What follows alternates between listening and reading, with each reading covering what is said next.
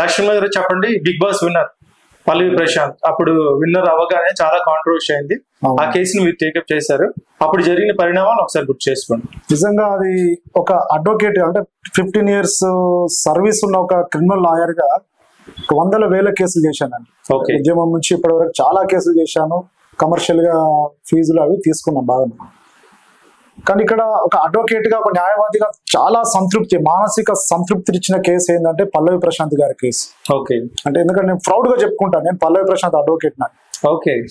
ఎందుకంటే ఒక రైతు బిడ్డ ఎక్కడో గజ్వేల్ దగ్గర చిన్న ఊర్లో నుంచి గత 10 సంవత్సరాల నుంచి బిగ్ బాస్ కి వెళ్ళాలని ప్రయత్నం చేస్తున్న వ్యక్తి మెల్లమెల్ల ఒక్క పెట్టి ఎక్కుతూ అన్నపూర్ణ స్టూడియో వరకు వచ్చి ఆగిపోయిన తర్వాత నాగార్జున దృష్టిలో పడి ఎంట్రీ ఇచ్చారు. ఎంట్రీ ఇచ్చిన తర్వాత అందులో ఒక్క ఆట ఆడి గెలిచి లాస్ట్ కి అయితే విన్నర్ గా ప్రకటించిన తర్వాత బయటకి అభిమానులు వస్తారు కదా, అంటే సామాన్యులకు అభిమానులు ఉండొద్దా? నా క్వశ్చన్ అదే. అంటే ఒక రైతు బిడ్డ సెలబ్రిటీ అయితే అభిమానులు ఉండొద్దా?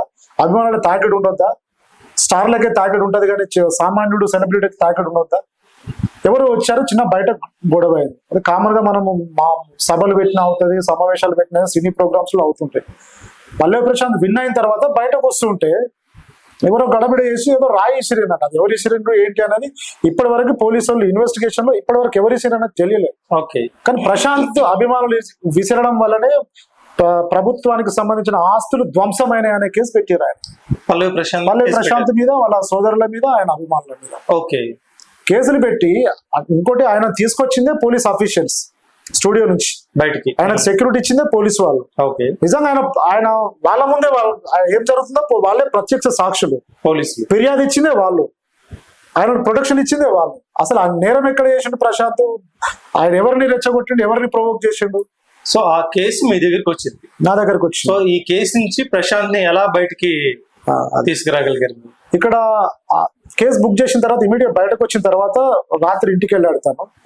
ఇంటికి పంపించారు. ఇంటికి వెళ్ళి అర్ధరాత్రి దాదాపు 1-2 మధ్యలో పొద్దున అరెస్ట్ చేసి తీసుకొచ్చారు. అదే టైంలో నెక్స్ట్ డే జడ్జి గారి దగ్గర ప్రొడ్యూస్ చేశారు.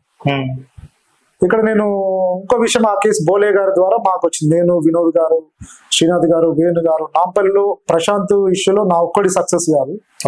నాంపల్లి క్రిమినల్ కోర్టు గొప్పతనం ఏంటంటే బ్రదర్, ఉద్యమం నుంచి ఇప్పటి వరకు సామాజిక అంశానికి సంబంధించిన ఏ ఇష్యూ అయినా నాంపల్లి అడ్వకేట్లు చాలా ముందు ఉంటారు. స్వార్థం అనేది ఆలోచించారు. జాయింట్ గా అందరూ కలిసి నేను ఒకటే చెప్పిన, భారత్ అప్పుడు ఉన్న భారత్, నేను జాయింట్ సెక్రటరీ కూడా ఉన్నా. భారత్ కి ఇన్ఫార్మ్ చేసిన తర్వాత ఎవరు పల్లవి ప్రశాంత్ రైతు బిడ్డను అంతా పాపం ఏమైంది, అన్యాయం కదా ఆయన మీద కేసు పెట్టడం, ఆయన ఏం చేసిన లోపల ఉన్నోడికి ఏం తెలుస్తుంది, ఇంట్లో నుండి బయట విషయాలే తెలియదు. అప్పటికి నేను అడిగిన, బయటకు వచ్చిన తమ్ముడు నీకు కేసీఆర్ ఓడిపోయిండు, ఇట్లా రేవంత్ రెడ్డి కలిసి ఎలక్షన్ ఏమన్నా తెలుసా అంటే, లేదన్నా నాకేం తెలియదు అన్న.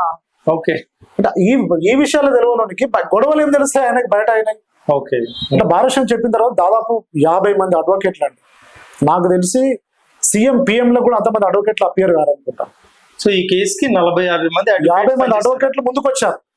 మనం ప్రశాంత్ కి మనం బాసటగా ఉందాం, లీగల్ సపోర్ట్ చేద్దాం లక్ష్మణ్, మేమందరం ఉన్నాం అని బెయిల్ పిటిషన్ మేము మూవ్ చేసిన తర్వాత నాంపల్లిలో ఉన్న దాదాపు 56 రెగ్యులర్ గా వచ్చే 50 సీనియర్ అడ్వకేట్ల నుంచి జూనియర్ల వరకు, మా క్లర్కులు కూడా 4-5 దాంట్లో, అంటే ఒక 50 మంది వచ్చి జడ్జి గారి ముందు అందరూ కూడా ప్రశాంత్ అండగా నిలిచారు. తలో ఒక మాట ఆర్గ్యుమెంట్ చేశారు.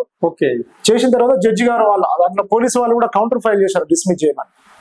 చూడండి, ఇంకా బెయిల్ వద్దని డిస్మిస్ చేశారు. మీ పోరాటానికి వ్యతిరేకంగా పోలీసులు కూడా చేశారు. అంటే మేము అంటే అసలు ఆయన ప్రాపర్టీ డ్యామేజ్ చేసిన అన్నట్టు, వాట్ ఈస్ ద ఎవిడెన్స్, మీరు ఏమన్నా ఎవిడెన్స్ కలెక్ట్ చేశారా, షో ద ఎవిడెన్స్ అన్న.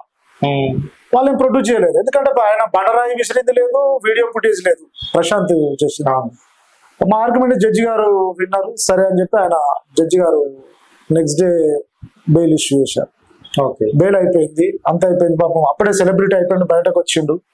ఇంకోటి, తను రైతులకి ఏదైతే అష్యూరెన్స్ ఇచ్చారో రైతులకు అమౌంట్ కూడా తను ఒక్కొక్కరికి డిస్ట్రిబ్యూట్ చేశారు. మొదటిగా నన్ను, శివాజీ గారిని, వినోద్ గారిని, బోలే గారిని మా చేతుల మీదనే రైతులకు కూడా ఫస్ట్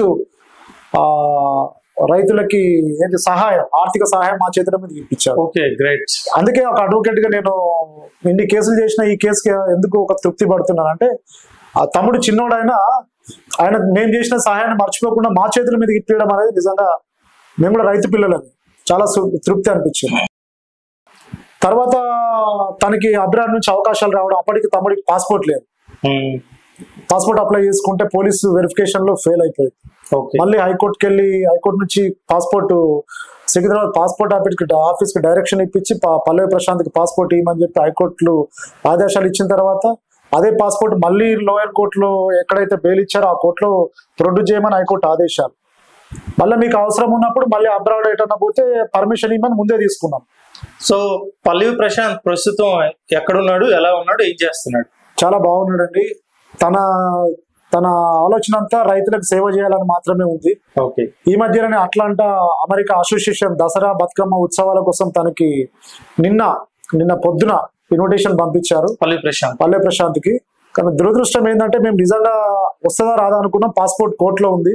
రేపు తనకు తంబు పెట్టాలన్నా బాంబేలో నాకు పాస్పోర్ట్ కావాలంటారు. రేపంటే డేట్ సెప్టెంబర్ 15th రోజు తంబు, 16th రోజు interview. September 15th thumb, 16th రోజు ఇంటర్వ్యూ. ఆ 2 రోజులలో ఒరిజినల్ పాస్పోర్ట్ ఉండాలి. పాస్పోర్ట్ కోర్టులో ఉంది. కోర్టు ఏమో నిన్న ఒక రోజు వర్కింగ్ డే. అప్పటికి మేము పిటిషన్ మూవ్ చేయలేదు. సరే తమ్ముడు నువ్వు ప్రయత్నం చేద్దాం. ఒక రోజు షార్ట్ టైం, ఒక రోజులో వచ్చుడు కష్టం. మళ్ళీ పోలీసు వాళ్ళు కౌంటర్ అంటారు, అదంటారు, చాలా ఇబ్బంది అవుతుంది రా అంటే నేను వినోద్ గారు ఇద్దరం కలిసి పిటిషన్ వేణు గారు వచ్చారు, మూవ్ చేశాము, టీపీకి ఇచ్చాము. లక్ ఏంటంటే వాళ్ళు కౌంటర్ అయితే నేను ఫైల్ చేయలేదు. కాబట్టి జడ్జి గారు కూడా రిక్వెస్ట్ చేశాం, అమ్మా తను ఒక రైతు బిడ్డ, సామాన్యుడు, అమెరికా నుంచి అవకాశం వచ్చింది, ఒక కళాకారుడు, బతుకమ్మ ఉత్సవాల కోసం దసరా ఉత్సవాల్లో సెలబ్రేట్ చేయడానికి అమెరికా అట్లాంటా వాళ్ళు ఇన్వైట్ చేశారు. కాబట్టి రేపు ఒక్కరోజే తనకి మీరు ఈ ఒక్కరోజే కోర్టు ఉంది, ఈ రోజు ఇవ్వకపోతే తను అమెరికా వెళ్ళలేడు. ఏ కండిషన్ పెట్టినా పర్లేదు, మీరు ఈ రోజు ఇవ్వండి అని రిక్వెస్ట్ చేసినప్పుడు జడ్జి గారు కండిషన్స్ పెడుతూ 1 lakh అంటే ₹1,00,000 పర్సనల్ పూచికత్తు మీద, అఫిడవిట్ మీద మళ్ళీ అమెరికా వెళ్ళొచ్చిన తర్వాత పాస్పోర్ట్ ను కోర్టులో ప్రొడ్యూస్ చేయాలని మాకు ఆదేశాలు ఇస్తూ తనకి పాస్పోర్ట్ హ్యాండ్ ఓవర్ చేయడం జరిగింది. ఈ రోజు ముంబైకి తంబు కోసం వెళ్తాం. లక్ష్మి గారు చాలా థ్యాంక్స్ అండి, మాతో చాలా విషయాలు పంచుతున్నారు. Thank you very much.